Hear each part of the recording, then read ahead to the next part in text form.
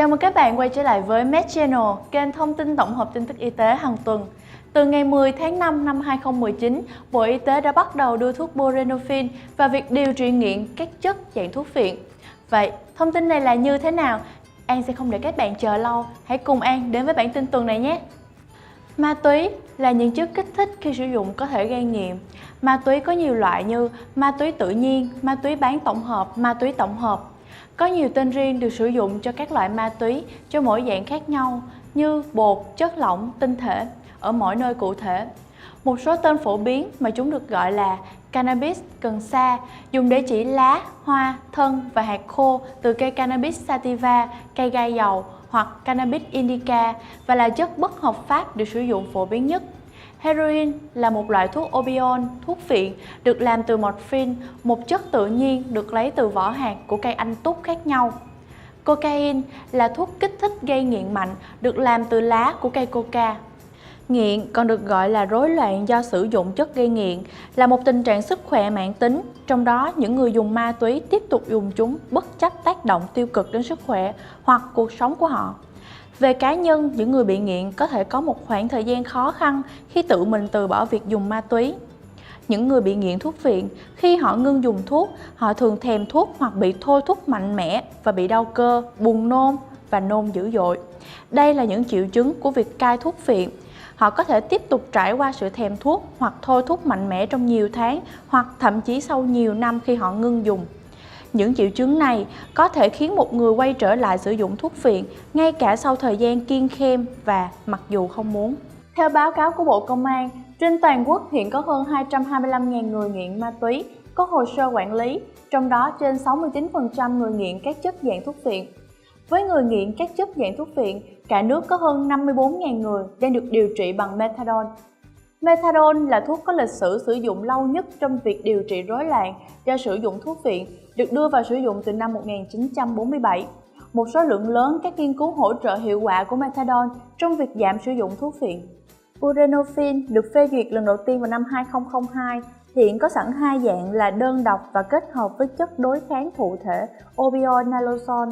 Cả hai công thức của Buprenorphine đều có hiệu quả trong điều trị rối loạn do sử dụng thuốc phiện. Buprenorphine là một bổ sung hữu ích cho kho dược phẩm có sẵn cho các bác sĩ lâm sàng sử dụng. Theo Viện Quốc gia về Sức khỏe của Hoa Kỳ, methadone và Buprenorphine đều có hiệu quả như nhau trong việc làm giảm sử dụng thuốc phiện và các triệu chứng liên quan đến rối loạn do sử dụng thuốc phiện, và chúng làm giảm nguy cơ lây truyền bệnh truyền nhiễm cũng như các hành vi tội phạm liên quan đến sử dụng thuốc phiện. Những loại thuốc này cũng làm tăng khả năng một người sẽ tiếp tục điều trị mà có liên quan đến nguy cơ tử vong do quá liều, giảm nguy cơ lây truyền HIV và HCV, giảm liên quan đến tư pháp hình sự và khả năng có việc làm cao hơn. Nếu dùng methadone hoặc Buprenorphine cần phải, thứ nhất là dùng thuốc theo chỉ định, thứ hai là tránh trộn lẫn các thuốc, nhiều khả năng quá liều nếu kết hợp một loại thuốc phiện với rượu, cocaine, benzodiazepine hoặc các loại thuốc khác. Phó giáo sư Nguyễn Hoàng Long, Cục trưởng Cục Phòng chống HIV/AIDS, kêu gọi người nghiện ma túy, nhất là những người nghiện các chất dạng thuốc phiện, chủ động tìm hiểu thông tin, tiếp cận các cơ sở y tế, nhất là các cơ sở điều trị nghiện để lựa chọn một biện pháp điều trị thích hợp. Ông Lường Văn Khiên, Phó Giám đốc Y tế tỉnh Điện Biên cũng cho biết, cai nghiện bằng methadone hay Buprenorphine đều rất cần người nghiện tuân thủ đúng với phác đồ điều trị và tuyệt đối không sử dụng ma túy đồng thời với uống thuốc cai nghiện. Theo nhận định của Bộ Y tế, sau khi triển khai thí điểm sử dụng Buprenorphine tại thành phố Hồ Chí Minh và Hà Nội cho hiệu quả, thì trước mắt Bộ Y tế sẽ tiếp tục thí điểm điều trị tại 3 tỉnh là Điện Biên, Sơn La, Nghệ An và các tỉnh miền núi, sau đó có kế hoạch mở rộng ra cả nước.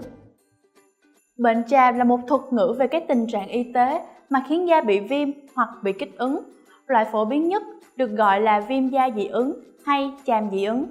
Những người mắc bệnh chàm có nguy cơ mắc các bệnh dị ứng khác như hen suyễn hoặc sốt cỏ khô.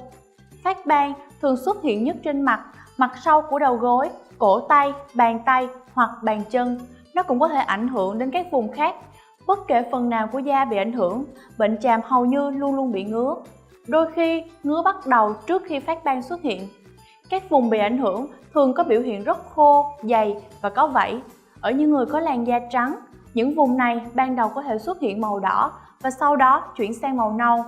Trong số những người da sẫm màu, bệnh tràm có thể ảnh hưởng đến sắc tố, làm cho các vùng bị ảnh hưởng sáng hơn hoặc tối hơn. Trẻ sơ sinh và trẻ em dễ bị ảnh hưởng nhiều nhất, nhưng bệnh tràm vẫn gặp ở người trưởng thành.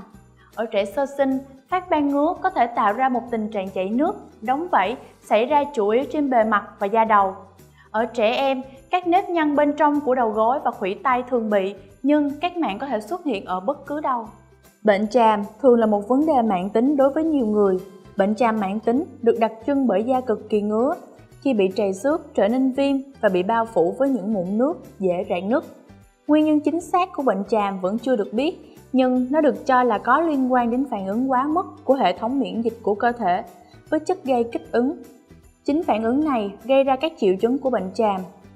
Hiện nay, người ta nghĩ rằng bệnh tràm được gây ra bởi sự kết hợp của các yếu tố bao gồm di truyền, chức năng bất thường của hệ thống miễn dịch, môi trường, thuộc tầng lớp xã hội cao, sống ở khu vực thành thị với mức độ ô nhiễm cao hơn, sống ở vùng khí hậu lạnh, v.v. Các hoạt động có thể khiến da nhạy cảm hơn, khiếm khuyết trong hàng rào bảo vệ da, cho phép thoát ẩm và vi trùng thâm nhập vào. Điều trị bệnh tràm cũng khó có thể trị dứt điểm. Các phương pháp điều trị hiện nay chủ yếu nhằm kiểm soát các cơn ngứa, giảm các biểu hiện viêm da, ngăn ngừa hoặc trị liệu tình trạng bội nhiễm nếu có, làm giảm thiểu sự xuất hiện của những thương tổn mới trên da và dưỡng ẩm. Một nghiên cứu sơ bộ được trình bày trong hội nghị thường niên của Viện Hàn lâm dị ứng, hen và miễn dịch Hoa Kỳ năm 2019 cho biết, trẻ em bú sữa mẹ hoàn toàn trong 3 tháng đầu đời có tỷ lệ mắc bệnh tràm lúc 6 tuổi thấp hơn đáng kể so với trẻ không được bú sữa mẹ hoặc được bú trong thời gian ít hơn. Trong khi các yếu tố gen và môi trường có liên quan đến căn bệnh này, thì nhiều câu hỏi vẫn chưa được trả lời, chẳng hạn như cách phòng ngừa tốt nhất. Theo Trung tâm Kiểm soát và Phòng ngừa Dịch bệnh Hoa Kỳ CDC, trẻ sơ sinh bú sữa mẹ đã giảm thiểu rủi ro phát triển nhiều bệnh mãn tính, bao gồm hen suyễn và béo phì. Ken Ballas và các đồng nghiệp ở Children's National Health System Washington DC đã khai thác dữ liệu được thu thập trong nghiên cứu thực hành nuôi dưỡng trẻ sơ sinh 2, một nghiên cứu dài hạn do CDC và Cơ quan Quản lý Thực phẩm và Dược phẩm Hoa Kỳ FDA dẫn đầu, cũng như các cơ quan kiểm tra theo dõi của nghiên cứu đoàn hệ. Trong nghiên cứu lần đầu tiên của Ballas và các đồng nghiệp, họ theo dõi chế độ ăn uống của khoảng 2.000 phụ nữ mang thai từ tam cá nguyệt thứ 3 và kiểm tra thực hành nuôi dưỡng trong năm đầu đời của em bé. Cuộc điều tra tiếp theo của họ đã xem xét các mô hình về sức khỏe, sự phát triển và chế độ ăn uống của 1.520 trẻ em này khi ở 6 tuổi. Trong số những trẻ tham gia, có tới 309 trẻ em, tức 20,33% đã có chẩn đoán về bệnh tràm. Trong số những trẻ được chẩn đoán mắc bệnh tràm trước đó, 58,58% bị bệnh tràm khi trẻ 6 tuổi. Nhóm nghiên cứu nhận thấy rằng tình trạng kinh tế xã hội cao hơn cũng như tiền sử gia đình bị dị ứng thực phẩm có liên quan đáng kể với tỷ lệ mắc bệnh tràm cũng như bệnh tràm vào thời điểm theo dõi 6 năm. Những trẻ được bú sữa mẹ hoàn toàn trong 3 tháng hoặc lâu hơn có khả năng ít hơn đáng kể. Tỷ lệ chênh lệch được điều chỉnh là 0,477. Tiếp tục mắc bệnh tràm vào lúc 6 tuổi so với những trẻ không bao giờ được bú sữa mẹ hoặc được bú sữa mẹ dưới 3 tháng.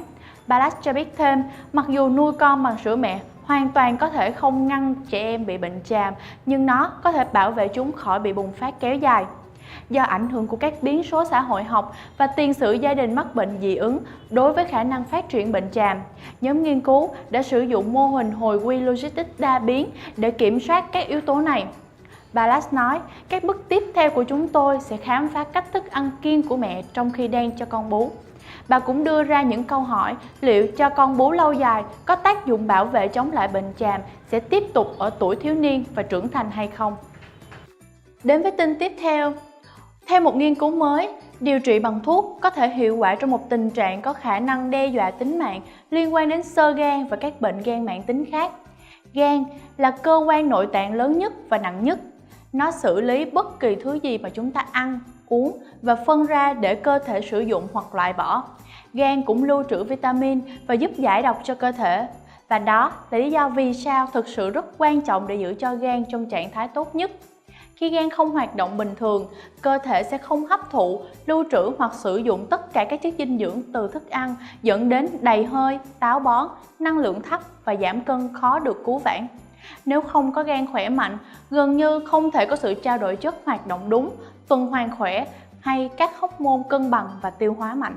Bệnh gan mãn tính trong bối cảnh lâm sàng là một bệnh của gan liên quan đến một quá trình phá hủy tiến triển và tái tạo nhu mô gan dẫn đến xơ hóa và xơ gan.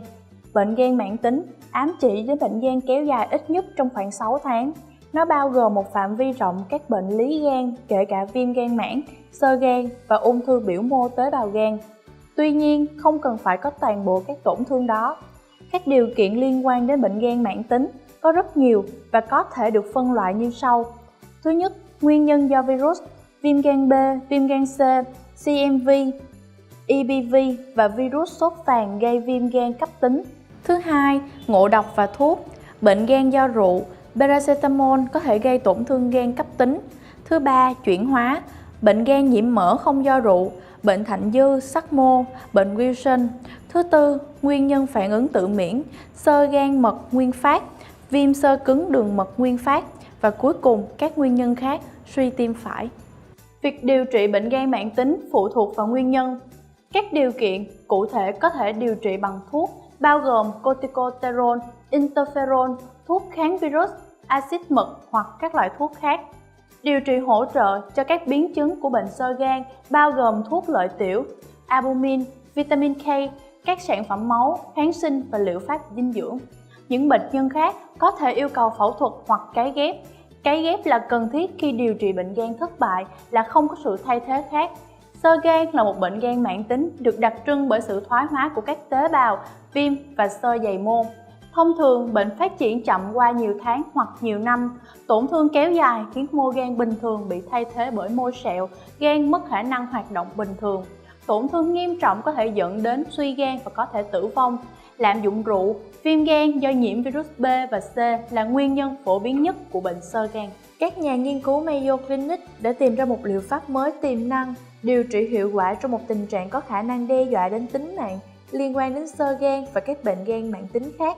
Nghiên cứu được đăng trên tờ tạp chí trực tuyến của Hiệp hội Tiêu hóa Hoa Kỳ. Mặc dù các liệu pháp đã có sẵn để điều trị một số dạng bệnh gan, bao gồm viêm gan C và viêm gan tự miễn, các lựa chọn bị hạn chế hơn trong điều trị tăng áp cửa, một tình trạng có sự gia tăng áp lực trong tĩnh mạch cửa mang máu từ các cơ quan trong ổ bụng đến gan. Tăng áp cửa có liên quan đến xơ gan và các bệnh gan mãn tính khác. Theo nghiên cứu, thuốc Cilatat có thể làm giảm áp cửa một cách hiệu quả, cải thiện các triệu chứng và kết quả điều trị cho những bệnh nhân đó. Kết quả nghiên cứu thu được từ các mô hình chuột, nhưng từ đó cũng có thể xác nhận được trong các mô hình gan của người. Vijay Tat, một bác sĩ tiêu hóa của Mayo Clinic và là tác giả cao cấp đã nói: "Đây là một xác nhận thú vị về những phát hiện của chúng tôi và khả năng ứng dụng của chúng đối với bệnh ở người. Cilatat đã được sử dụng một cách an toàn ở người bị tổn thương phổi cấp tính và loạn sản phế quản phổi. Điều này cho thấy Cilatat và các loại thuốc tương tự tạo thành một phương tiện tiềm năng để giảm áp cửa ở bệnh nhân mắc bệnh gan mãn tính." Nghiên cứu của Mayo cho thấy cặn lắng của fibrin, cục máu đông vi mạch, đã góp phần gây tăng áp cửa và các tế bào viêm được gọi là bạch cầu trung tính góp phần hình thành fibrin. Bằng cách ức chế chức năng bạch cầu trung tính với Cilatat, họ đã có thể giảm áp cửa. Bác sĩ Moira Hilger, tác giả đầu tiên của bài báo cho biết, bạch cầu trung tính trước đây chưa được xác định là nguyên nhân chính gây tăng áp cửa. Kết quả đã được xác minh trong 2 mô hình khác nhau của bệnh gan mãn tính. Nghiên cứu mở đường cho việc phát triển các loại thuốc mới và tái sử dụng các hợp chất hiện có để nhắm mục tiêu viêm ở gan do các lực cơ học liên quan đến bệnh, bác sĩ Hilger nói. Với tỷ lệ mắc bệnh gan tiến triển ngày càng tăng do rượu và béo phì, đây rõ ràng là một nhu cầu chưa được đáp ứng. Bản tin của Med đến đây là hết rồi. Cảm ơn các bạn đã quan tâm theo dõi. Nếu các bạn yêu thích bản tin của chúng tớ, hãy bấm like, share và subscribe kênh YouTube của chúng tớ nha.